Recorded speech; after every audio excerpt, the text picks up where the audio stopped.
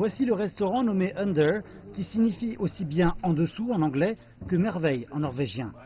Situé à l'extrémité méridionale de la Norvège, le restaurant ressemble à un grand tube en béton submergé dans la mer du Nord. Selon l'agence norvégienne d'architectes Snohetta, qui l'a conçu, le lieu fait aussi fonction de centre de recherche sous-marin.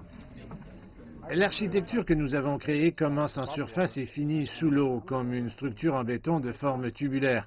Je pense que la fascination provient de ce mouvement à travers le bâtiment qui va de la surface à sous l'eau lorsque la grande baie vitrée révèle le monde sous-marin, non pas à la manière d'un aquarium, mais la véritable vie sous-marine.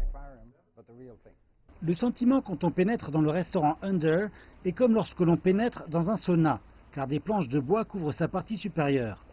Mais c'est alors qu'une volée de marches de 8 mètres mène à une grande salle à manger d'une quarantaine de places en contrebas, les murs de celle-ci étant constitués d'une gigantesque baie vitrée avec vue sur l'océan. Elle est conçue pour pouvoir résister à ce que l'on appelle la vague du siècle, une force de l'eau puissante mais peu fréquente. Le plus grand défi, je pense, d'un point de vue structurel et d'un point de vue technique, était de poser correctement les fondations et d'arriver à arrimer effectivement le bâtiment parce que son volume peut naturellement rejoindre la surface. Pour dîner parmi les poissons, comptez jusqu'à 3700 couronnes danoises, soit environ 430 $ par personne, le repas complet de 18 services, composé à partir d'ingrédients locaux et de fruits de mer, ce prix incluant les boissons.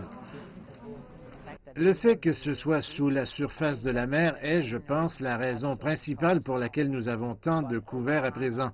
Mais je pense qu'au fil du temps, les gens viendront à égalité pour la cuisine. Il y a une poignée de restaurants sous-marins dans le monde, qui sont situés principalement dans les eaux tropicales, comme les Maldives dans l'océan Indien.